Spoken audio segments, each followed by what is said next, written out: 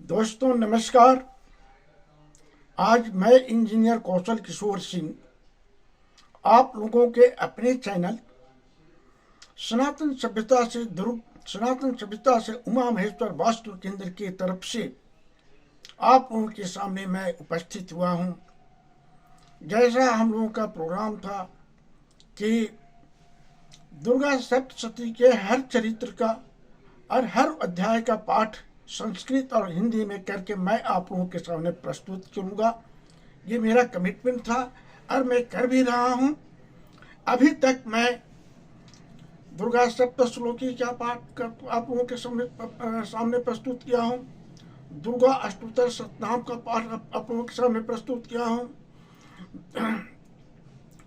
सिद्ध कुंज का मंत्र को विमुक्त करने के लिए जो मंत्र है वो मैं आप लोगों को दुर्गा सप्तशती के मंत्रों को विमुक्त करने के लिए जो मंत्र है वो मैं आप लोगों के सामने प्रस्तुत किया हूं।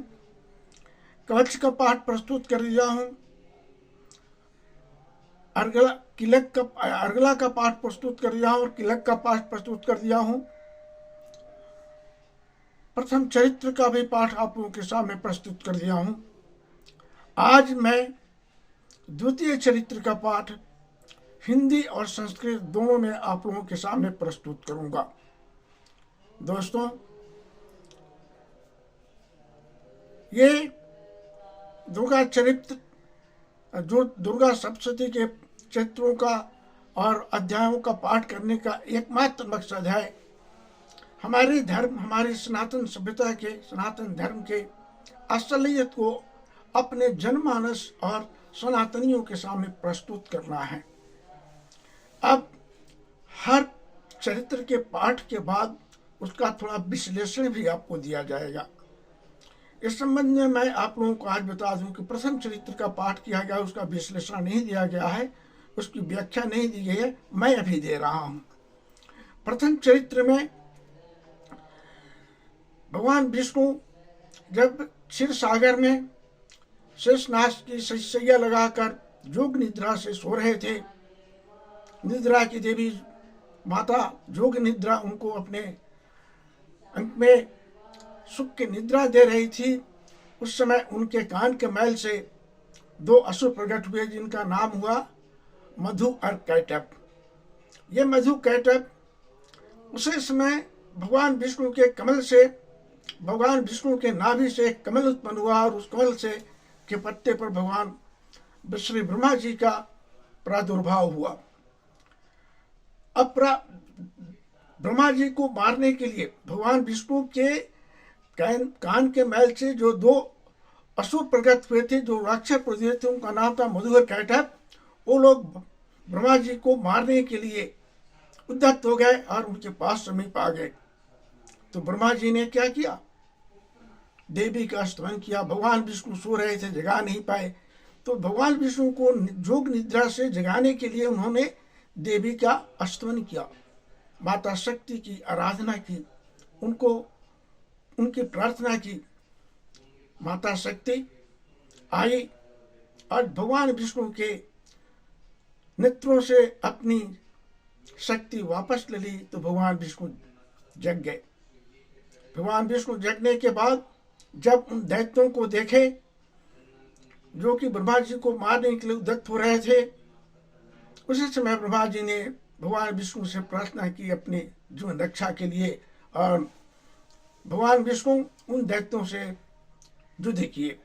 युद्ध करने के बाद उन दैत्यों को देवी ने मोह में डाल दिया, जिसके चलते वो भगवान विष्णु के युद्ध करने के समय ही बोले कि अब हम तुम्हारी वीरता से प्रसन्न हैं, तुम हमसे वर मांगो। तब भगवान विष्णु ने जो वर मांगा वह था कि तुम लोग हमारे हाथों मारे जाओ। ये तो प्रथम चरित्र का सारांश है। अब रहा कि इसकी व्याख्या क्या हो सकती है। देखिए, मेरे हिसाब से, मेरे समझ से, बहुत ग्रंथों का मैं अध्ययन किया हूं, पूरे चाणक्य नीति का अध्ययन किया हूं, तो मुझे एक चीज मिला है कि जब मनुष्य अपने आप को कमजोर महसूस करे और समाज के लोग उसको जो है दुख पहुंचाने लगे, तो उस समय वो अपने आप को असुरक्षित महसूस करता है। तो असुरक्षित महसूस करने वाले मनुष्य की बुद्धि काम नहीं करती है कि वो क्या करे। दोस्तों, उसका एकमात्र उद्देश्य यही होता है कि वो किसी बलवान व्यक्ति के समीप जाए और बलवान व्यक्ति के अधीन रहकर अपने प्राणों की रक्षा करे, अपने जीवन की रक्षा करे। यहाँ पर ब्रह्मा जी चूंकि युद्ध विद्या में निपुण नहीं थे, वो कमजोर थे और उनको दोनों राक्षस मार देते, लेकिन उनके अंदर में बुद्धि आई और वो भगवान विष्णु के समीप गए, क्योंकि भगवान विष्णु जगत के प्रभु हैं, जगत के पालक हैं, जगत के संरक्षण करने वाले हैं। उनके पास सारी शक्तियां उपलब्ध है। उनके पास जाकर उन्होंने उनको नींद से जगाने की कोशिश किए, नहीं जगे तो उन्होंने निद्रा देवी की, निद्रा के अधिष्ठात्री देवी भगवान विष्णु की शक्ति महाकाली का आह्वान किया। तो दोस्तों, इस अध्याय के विश्लेषण करने से मुझे लगता है कि जब भी हम किसी विपत्ति में पड़े, किसी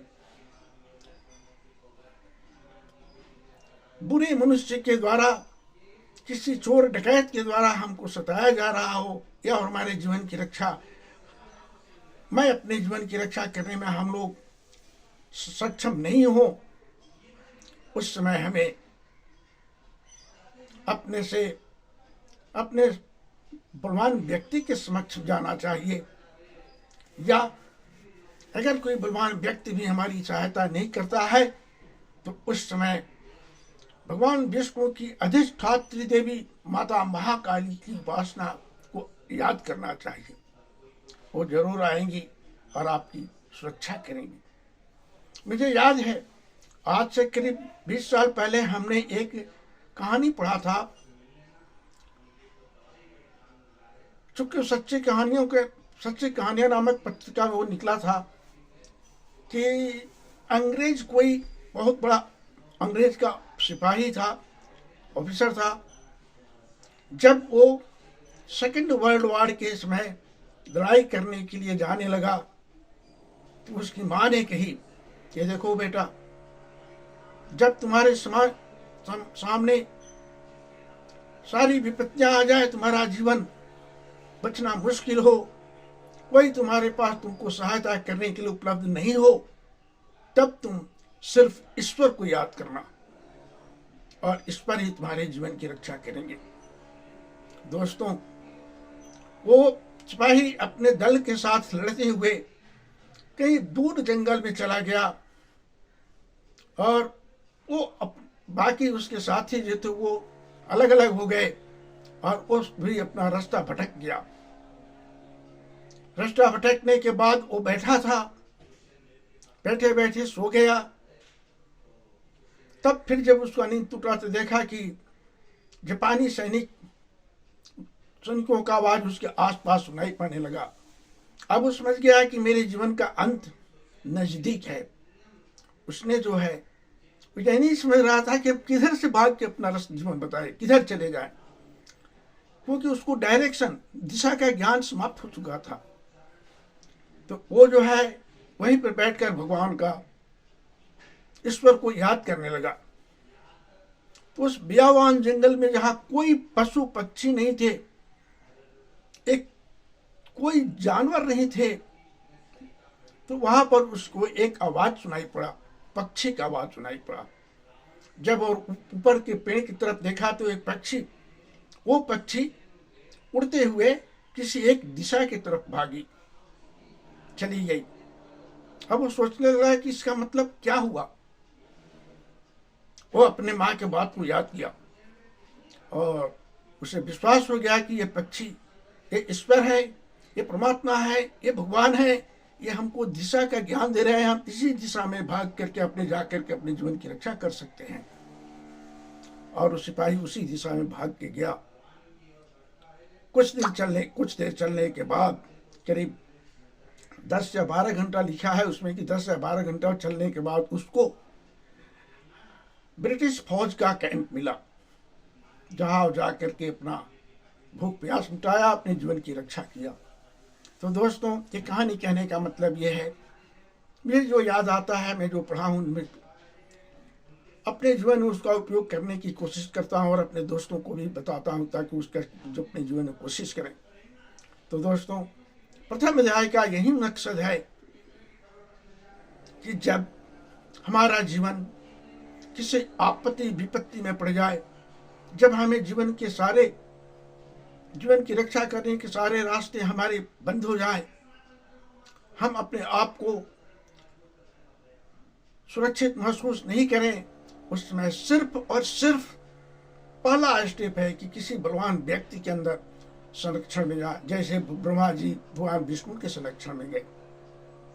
और दूसरा, अगर वहां भी संरक्षण नहीं मिलता है तो हम भगवान अपने ईश्वर को याद करें, उस देवी को याद करें जो जीवन की रक्षा करती है और जो जीवन देती है। हम भी अपने माँ के पेट से निकले हैं तो हमारी माँ भी एक देवी है। उसी तरह से वो देवी जो इस पूरे संसार को निर्माण करती है, जीवन देती है, वही हमारी रक्षा करेगी। मेरे हिसाब से, मेरे ख्याल से प्रथम अध्याय का यही व्याख्या हुआ। अब दोस्तों, मैं द्वितीय अध्याय शुरू करने जा रहा हूं संस्कृत में, उसके बाद हिंदी में। अगर इस अध्याय में व्याख्या नहीं हो पाया, वीडियो ज़्यादा लंबा हो गया, तो इसके बाद वाली वीडियो में मैं इस चरित्र का मध्यम चरित्र यानी दूसरे अध्याय के पाठ का व्याख्या करूंगा। तो दोस्तों, हम शुरू करते हैं द्वितीय अध्याय का वर्णन, द्वितीय अध्याय का पाठ। हाँ दोस्तों, अभी जो फोटोग्राफ आप लोगों के सामने प्रस्तुत किया गया है, देवी के मध्यम चरित्र में इसी स्वरूप का वर्णन किया गया है, इसी स्वरूप का विनियोग किया गया है। यही माँ दुर्गा का असल स्वरूप है, ये महालक्ष्मी स्वरूप है। विभिन्न देवताओं के तेज पुंज से और शक्ति से इसी देवी का प्रादुर्भाव हुआ था, जिन्होंने महिषासुर का वध किया। तो अब हम दुर्गा सप्तशती के द्वितीय अध्याय का पाठ आरंभ करते हैं।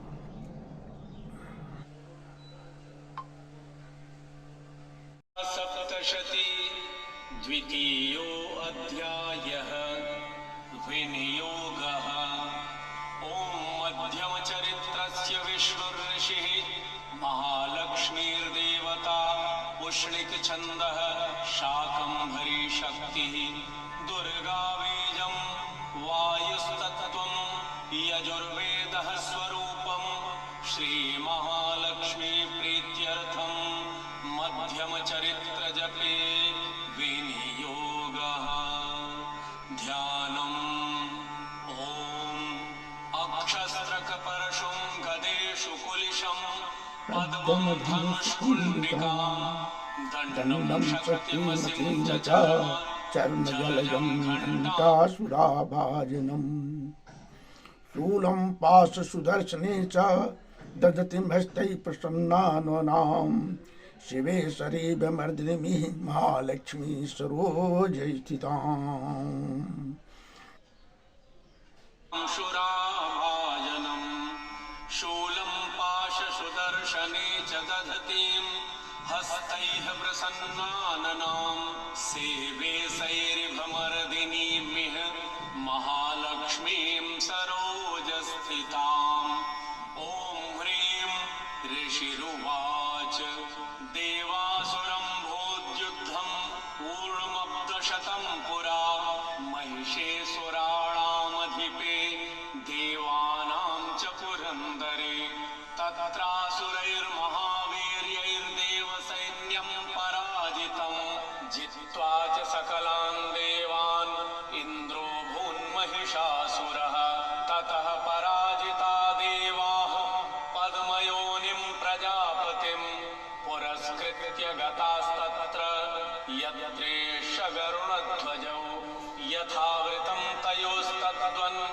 महिषासुरचेष्टितम् त्रिदशाः कथयामासुर्देवाभिभवविस्तरम् सूर्य इन्द्राग्न्यनिलेन्दूनां यमस्य वरुणस्य च अन्येषां चाधिकारांस स्वयमेवाधितिष्ठति स्वर्गान् निराकृताः सर्वे तेन देवगणा भुवि विचरन्ति यथा मर्त्या महिषेण दुरात्मना एतद्वः कथितं सर्वं मरारिविचेष्टितं शरणं वः प्रपन्नाः स्मो वधस्तस्य विचिन्त्यताम् इत्थं निशम्य देवानां वचांसि मधुसूदनः चकार कोपं शम्भुश्च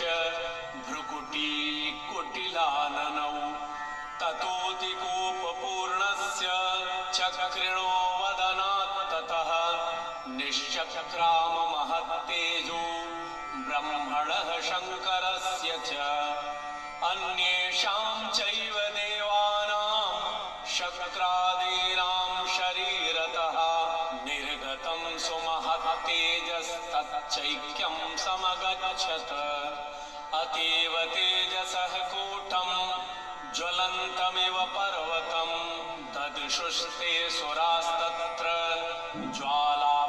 ज्वालाव्याप्तदिगन्तरम् अतुलं तत्र तत्तेजः सर्वदेव शरीरजम् एकस्थं तदभून्नारी व्याप्तलोकत्रयं द्विषा यदभूच्छाम्भवं तेजस्तेनाजायत तन्मुखं याम्येन चाभवन् केशा बाहवो विष्णुतेजसा सौम्येन स्तनयोर्युग्मं मध्यं चैन्द्रेण चाभवत् वारुणेन च जङ्घोरु नितम्बस्तेजसा भुवः ब्रह्मणस्तेजसा पादौ तदङ्गुल्योर्कतेजसा वसूनां च कराङ्गुल्यः कौबेरेण च नासिका तस्यास्तु दन्ताः सम्भूताः प्राजापत्येन तेजसा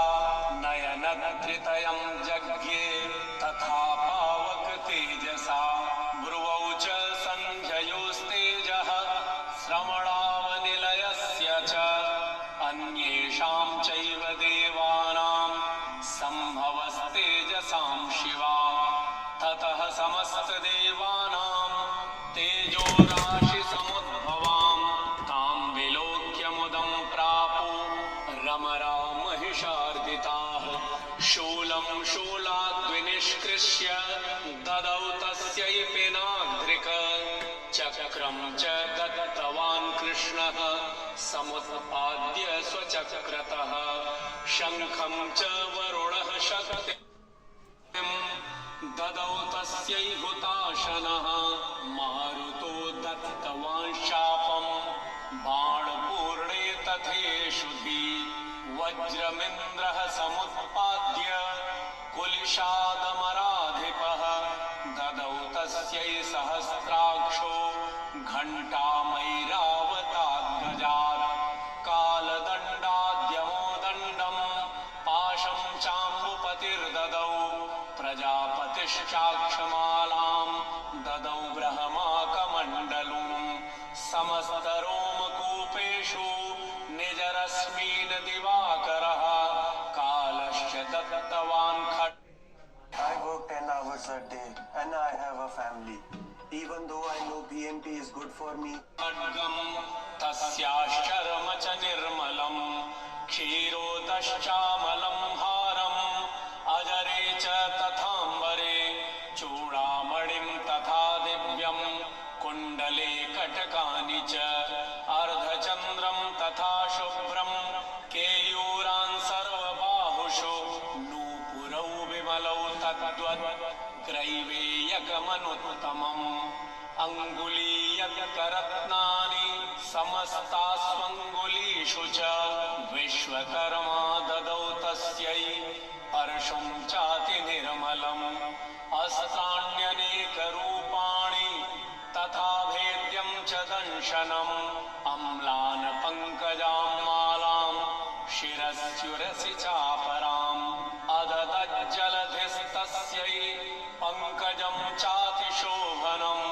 हिमवान् वाहनं सिंहं रत्नानि विविधानि च ददाव शून्यं सुरया पानपात्रं धनाधिपः शेषश्च सर्वनागेषु महामणिविभूषितं नागहारं ददौ तस्यै धत्ते यः पृथिवीमिमाम् अन्यैरपि सुरैर्देवी भूषणैरायुधैस्तथा सम्मानिता ननादोच्चैः साट्टहासं मुहुर्मुहुः तस्या नादेन घोर्युः सकलाश्च महीधरा जयेति देवाश्च मुदा तामूचुः सिंहवाहिनीम् तुष्टुर्मुनयश्चैनां भक्तिनम्रात्ममूर्तयः दृष्ट्वा समस्तं संक्षुब्धं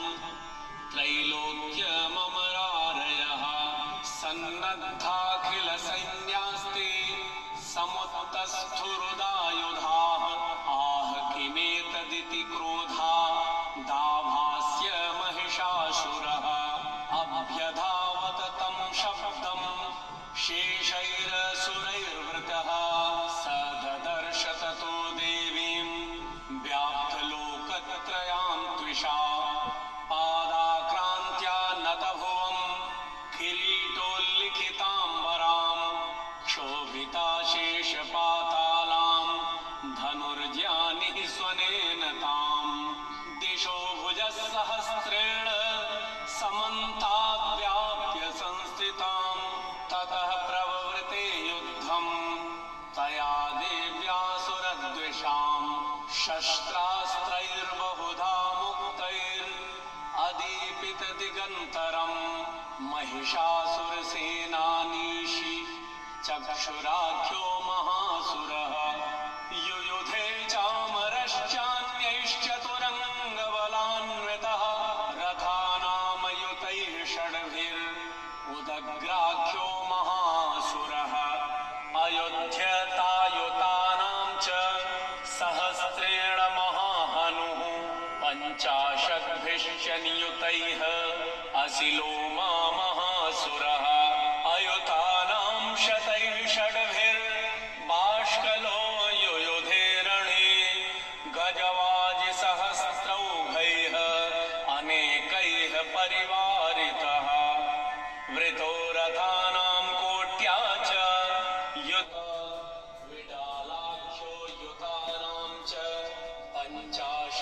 पञ्चाशद्भिरुथायुतैः युयुधे संयुगे तत्र रथानां परिवारितः अन्ये च तत्रायुतशो रथनागहयैर्वृताः युयुधुः संयुगे देव्या सह तत्र महासुराः कोटिकोटिसहस्रैस्तु रथानां तन्तिनां तथा हयानां च वृतो युद्धे तत्राभून्महिषासुरः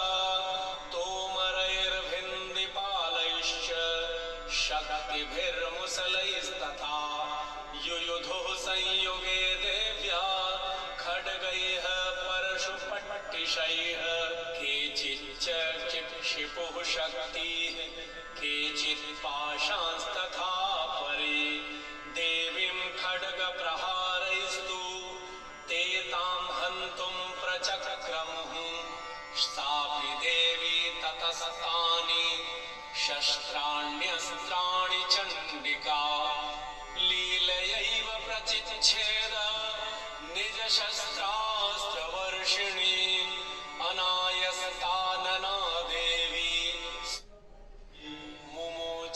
मुमोचासुरदेहेषु शस्त्राण्यस्त्राणि चेश्वरी सोऽपि क्रुद्धोत्थुतसटो देव्या वाहन केसरी चचारासुरसैन्येषु situation.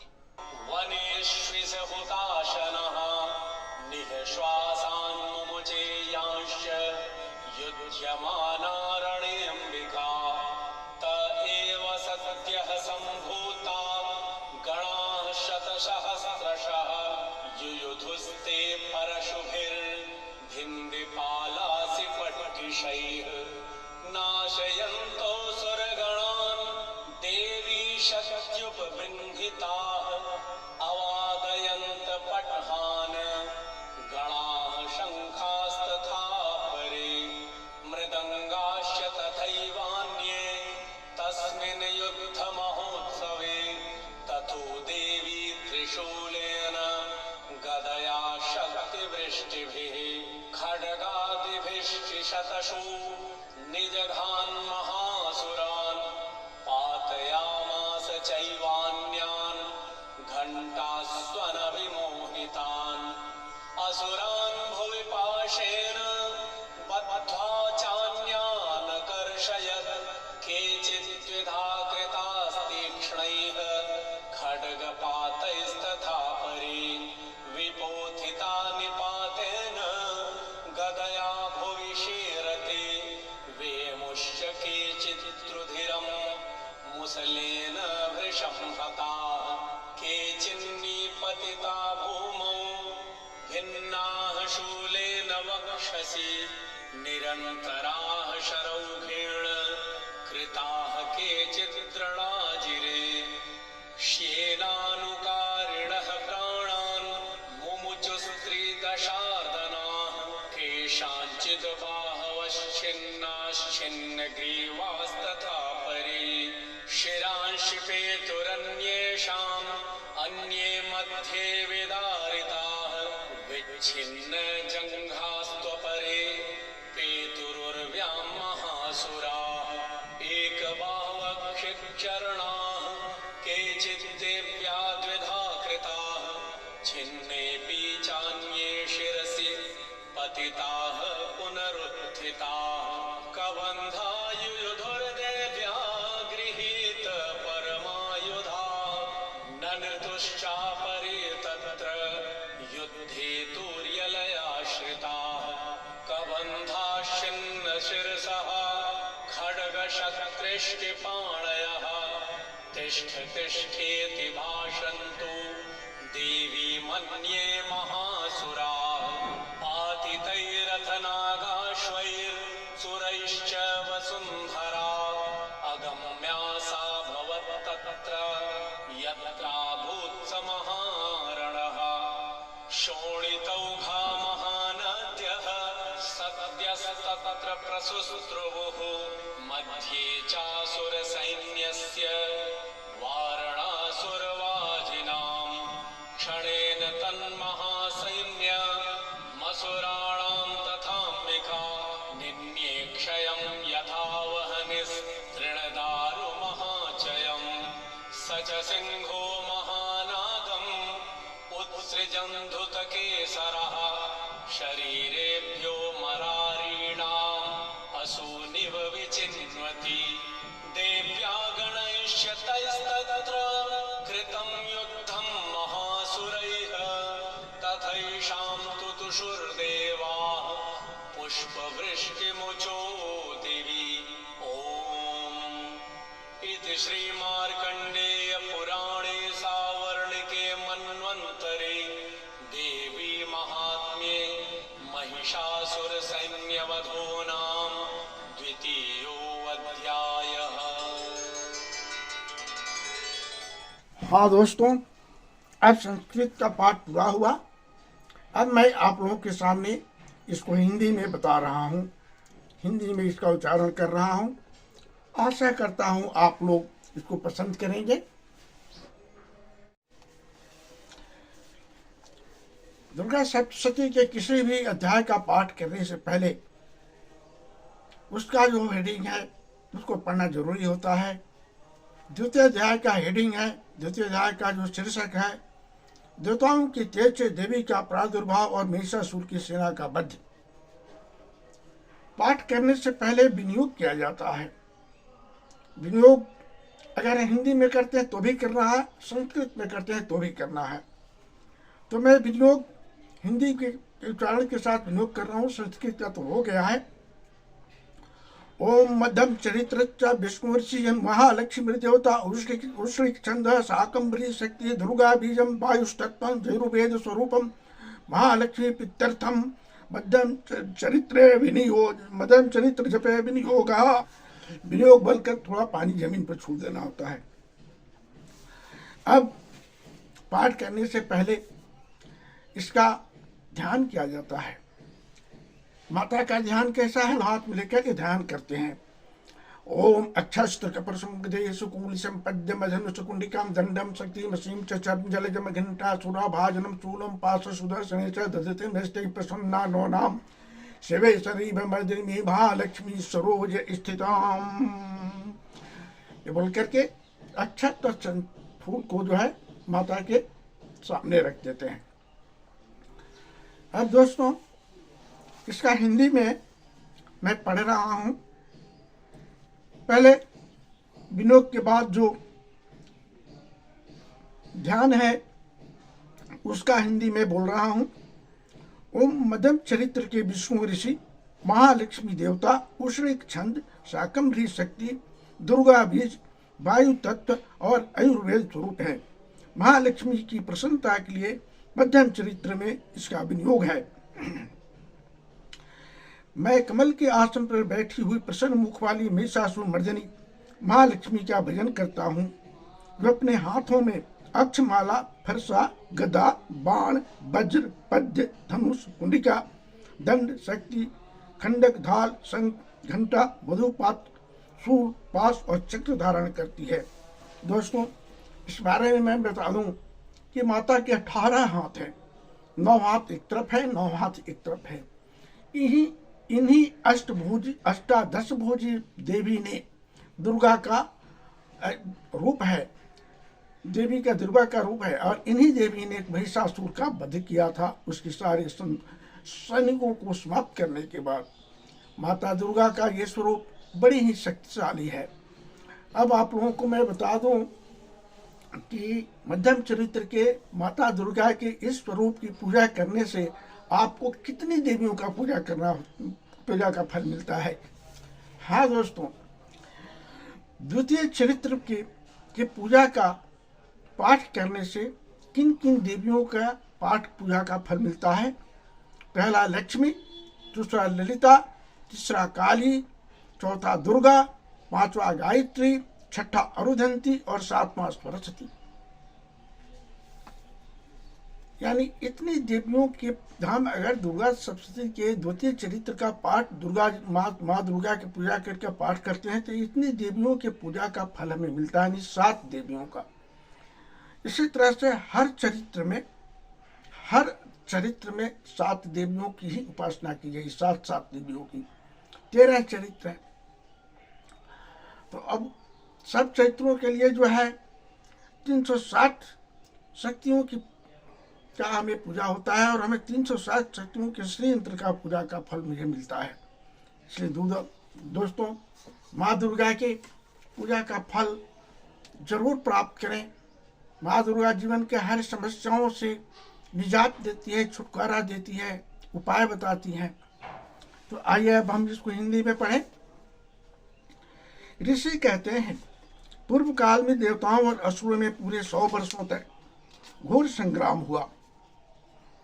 उसमें असुरों का स्वामी महिषासुर था और देवताओं के नायक इंद्र थे।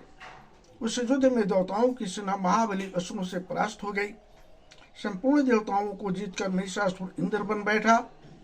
तब पराजित देवता प्रजापति ब्रह्मा जी को आगे करके उस स्थान पर गए जहाँ भगवान शंकर और विष्णु विराजमान थे। देवताओं ने महिषासुर के पराक्रम तथा अपनी पराजय का यथावत वृत्तांत उन दोनों देशों के से विस्तार पूर्वक कह सुनाया। ये बोले, भगवान महिषासुर सूर्य, इंद्र, अग्नि, वायु, चंद्रमा, यम, वरुण तथा अन्य देवताओं के भी अधिकार छीनकर स्वयं सबका अधिष्ठाता बन बैठा है। उस दुरात्मा महिष ने समस्त देवताओं को स्वर्ग से निकाल दिया है। अब ये मनुष्य की भांति पृथ्वी पर विचरते हैं। दैत्यों की यह सारी करतूत हमने आप लोगों से कह सुनाई। अब हम आपकी ही शरण में आए हैं। उसका वध का आप लोग को उपाय सोचिए। इस प्रकार देवताओं के वचन को सुनकर भगवान विष्णु और शिव ने दैत्यों पर बड़ा क्रोध किया। उनके भौहें तन गई और मुंह टेढ़ा हो गया। तब अत्यंत कोप से भरे हुए चक्रपाणी श्री विष्णु के मुख से एक महान तेज प्रकट हुआ। उसी प्रकार ब्रह्मा, शंकर तथा इंद्र आदि अनन्य देवताओं के शरीर से भी बड़ा भारी तेज निकला। वह सब मिलकर एक हो गया। महान तेज का वह पुंज जो जल्यमान पर्वत सा जान पड़ा। देवताओं ने देखा, वहां उनकी ज्वालाएं संपूर्ण दिशाओं में व्याप्त हो रही थी। संपूर्ण देवताओं के शरीर से प्रकट हुए उस तेज की कहीं तुलना नहीं थी। एकत्रित होने पर वह एक नारी के रूप में परिणत हो गया और अपने प्रकाश से तीनों लोकों में व्याप्त जान पड़ा। भगवान शंकर का जो तेज था उसे देवी का मुख प्रकट हुआ। यमराज के तेज से उस सिर के बाल निकल आए। श्री विष्णु के तेज से उनकी भुजाएं उत्पन्न हुई और चंद्रमा की तेज से दोनों स्तन और इंद्र के तेज से मध्य भाग कटि प्रदेश का प्रादुर्भाव हुआ। वरुण के तेज से जंगा और पिंडलियां तथा पृथ्वी के तेज से नितंब भाग प्रकट हुआ। ब्रह्मा के तेज से दोनों चरण और सूर्य के तेज से उनकी अंगुलियां प्रकट हुई। वसुओं के तेज से हाथों की अंगुलियां और कुबेर के तेज से नासिका प्रकट हुई। उस देवी के दांत प्रजापति के तेज से और तीनों नेत्र अग्नि के तेज से प्रकट हुए। उनकी भौहें संध्या के तेज से और कान वायु के तेज से प्रकट हुए। इसी प्रकार अन्य देवताओं के तेज से भी उस कल्याणी देवी का आविर्भाव हुआ, आगमन हुआ। तदंतर समस्त देवताओं के तेज पुंज से प्रकट हुई उस देवी को देखकर महिषासुर के सताए हुए देवता बहुत प्रसन्न हुए। विनाशकारी भगवान शंकर ने अपने शूल से एक फूल निकालकर उन्हें दिया। फिर भगवान विष्णु ने भी अपने चक्र से चक्र उत्पन्न करके भगवती को अर्पण किया। वरुण ने भी शंख भेंट किया। अग्नि ने उन्हें शक्ति दी और वायु ने धनुष तथा बाण से भरे हुए 2 तरकस प्रदान किए। सहस्त्र नेत्रों वाले देवराज इंद्र ने अपने वज्र से वज्र उत्पन्न करके माँ दुर्गा को दिए और ऐरावत हाथी से उतार कर 1 घंटा भी प्रदान किए।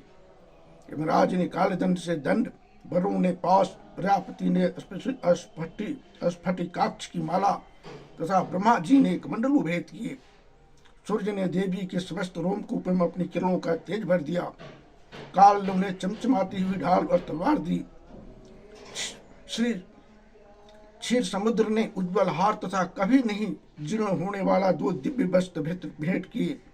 साथ ही उन्होंने दिव्य चूड़ामणि तथा 2 कुंडल, कड़े, उज्ज्वल अर्धचंद्र तथा सब बाहों के लिए केयूर, दोनों चरणों के लिए नीलमणि नुपुर, गले के लिए सुंदर हसली और सब उंगलियों में पहनने के लिए रत्नों की बड़ी बनी अंगूठियां भी दी। विश्वकर्मा ने उन्हें अत्यंत निर्मल फरसा भेंट किया। साथ ही अनेक प्रकार के अस्त्र और अभेद्य कवच दिए। इसके सिवा मस्तक और वक्षस्थल पर धारण करने के लिए कभी नहीं कुमलाने वाला कमलों की मालाएं, जल्दी ने उन्हें सुंदर कमल का फूल भेंट किए। हिमालय ने सवारी के लिए सिंह तथा भांति भांति के रत्न समर्पित किए।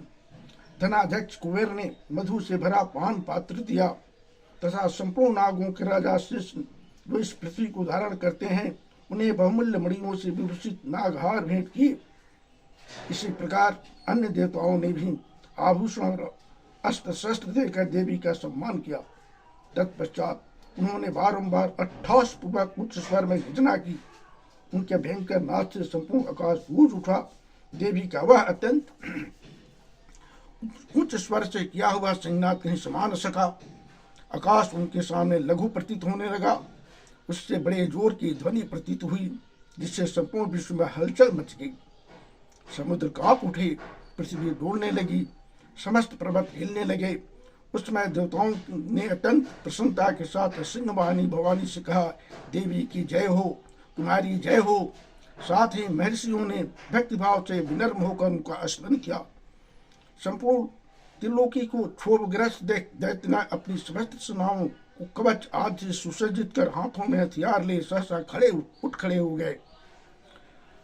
उस समय से महिषासुर बड़े क्रोध में आकर कहा, यह क्या हो रहा है?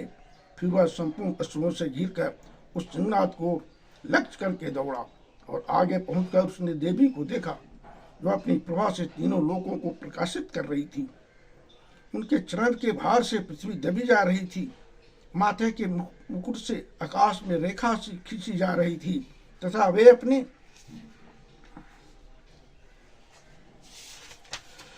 वे अपने धनुष की टंकार से सातों पतालों को क्षुब्ध किए देती थी।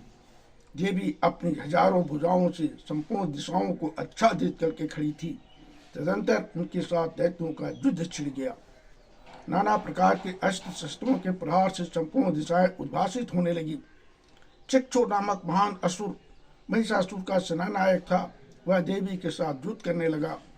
अन्य दैत्यों की चितरंगिनी सेना साथ लेकर चामर भी लड़ने लगा। 60,000 रथियों के साथ आकर उद्गम नामक महादैत्य गुहा लिया। 1 करोड़ रथियों के साथ लेकर महाहनु नामक दैत्य युद्ध करने लगा, जिस दोनों में तलवार के समान तीखे थे। वह अश्लेमा नामक महादैत्य 5 करोड़ रथी सैनिकों सहित युद्ध में आ डटा। 60 लाख रथियों से घिरा हुआ भास्कर नामक दैत्य उस युद्ध भूमि में लड़ने लगा। परिवारिक नामक राक्षस हाथी सवार और घुड़सवारों को अनेक दलों तथा 1 करोड़ रथियों की सेना के लेकर युद्ध करने लगा। बिडाल नामक दैत्य 5 अरब रथियों से घिरकर लोहा लेने लगा। इनके अतिरिक्त और भी हजारों महादैत्य रथ, हाथी और घोड़ों की सेना साथ लेकर महादेवी के साथ युद्ध करने लगे। स्वयं महिषासुर उस रणभूमि में कोटि सहस्त्र रथ, हाथी और घोड़ों की सेना से घिरा हुआ खड़ा था। वे दैत्य देवी के साथ तोमर, पिंदीपाल, शक्ति, कुशल, खंडक, परशु और पट्टिस आदि अस्त्र शस्त्रों का प्रहार करते हुए युद्ध कर रहे थे। कुछ दैत्यों ने देवी पर शक्ति का प्रहार किया, कुछ लोगों ने पास फेंके तथा कुछ दूसरे दैत्यों ने खंडक प्रहार करके देवी को मार डालने का उद्योग किया। देवी ने भी क्रोध में भरकर खेल में ही अपने समस्त अस्त्र शस्त्रों की वर्षा करके दैत्यों के समस्त अस्त्र शस्त्र काट डाले। उनके मुख पर परिश्रम या थकावट का रंच मात्र भी चिन्ह नहीं था। देवता और ऋषि उनकी स्तुति करते थे और वे भगवती परमेश्वरी दैत्यों के शरीरों पर अस्त्र शस्त्रों की वर्षा कर रही थी। देवी का वाहन सिंह भी क्रोध में भरकर गर्दन के बालों को हिलाता हुआ असुरों की सेना में इस प्रकार विचरने लगा, मानो वन में दवा नल फैल रहा हो। रणभूमि में दैत्यों के साथ युद्ध करती हुई अंबिका देवी ने जितने निश्वास छोड़े वे सभी तत्काल सैकड़ों हजारों गणों के रूप में प्रकट हो गए और परशु, भिंदीपाल, खंडक तथा पटिष्ठ आदि अस्त्रों द्वारा असुरों का सामना करने लगे। देवी की शक्ति से बढ़े हुए वे गण असुरों का नाश करते हुए नगाड़ा और शंख आदि बजाने लगे। उस संग्राम महोत्सव में कितने ही गण मृदंग बजा रहे थे। तदनंतर देवी ने त्रिशूल से, गदा से, शक्ति की वर्षा से और खंडक आदि से सैकड़ों महादैत्यों का संहार कर डाला। कितनों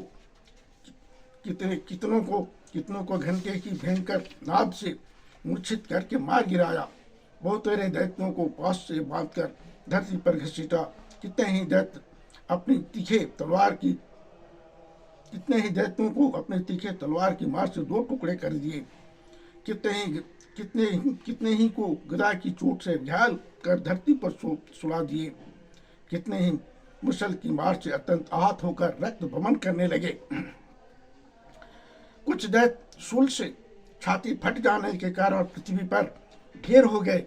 उस रण संग्राम में बाण समूहों की दृष्टि से कितने ही शस्त्रों की कमर टूट गई। बात की तरह झपटने वाली देवी प्रयत महादैत्य गण अपने प्राणों से हाथ धोने लगे। किसी की बाहें छिन्न भिन्न हो गई, कितनों की गर्दन कट गई, कितने ही दैत्यों के मस्तक कट कर गिरने लगे। कुछ दैत्यों के शरीर मध्यभाग में विदीर्ण हो गए। कितने ही महादैत्य जांघें कट जाने से पृथ्वी पर गिर पड़े।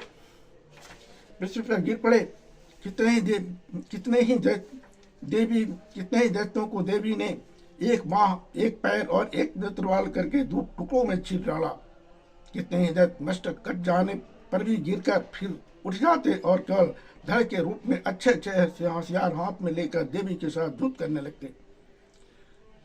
दूसरे कबंध युद्ध के बाजों के लय पर नाचते थे।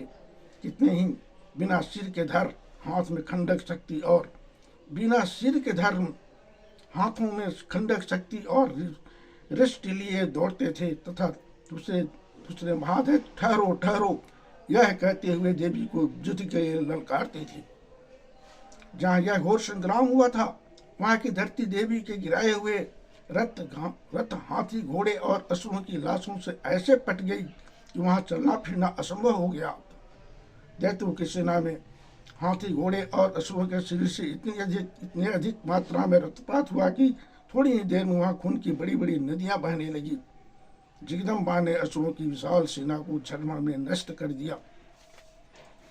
ठीक उसी तरह जैसे तृण और काठ के भारी ढेर को आग कुछ ही क्षणों में भस्म कर देती है, और वह सिंह भी गर्दन के बालों को हिला हिलाकर जोर जोर से गर्जना करता हुआ दैत्यों के शरीर से मानो उनके प्राण सूंघ लेता था। वहां देवी के गण भी उन महादैत्यों के साथ ऐसा युद्ध किया जिससे आकाश में खड़े हुए देवतागण उन पर बहुत तुष्ट हुए और फूल की वर्षा करने लगे। इस प्रकार मार्कंडेय पुराण में सर्वाणिक मनवंतर के कथा के अंतर्गत देवी महामात्य में महिषासुर सेना का बद्ध नामक दूसरा अध्याय पूरा हुआ। दोस्तों, अब दूसरे अध्याय को मैं आप लोगों के सामने प्रस्तुत किया। आप सब लोगों से मेरी एक गुजारिश है, एक प्रार्थना है कि देवी के हर अध्याय को, हर वीडियो को जरूर देखें। देखकर अपने ग्रुप में इसको शेयर करें ताकि हमारे सनातन सभ्यता में देवी का जो वर्णन है वो सब लोगों तक पहुंचे और सब लोग सनातन सभ्यता के साथ जुड़ें। तो दोस्तों, अब मैं ये वीडियो यहीं बंद करता हूं। अगले वीडियो में आप लोगों से मिलूंगा जब मैं तीसरे अध्याय का पाठ करूंगा। तब तक के लिए हमें विदा दें। नमस्कार दोस्तों, फिर मिलेंगे आप लोगों से।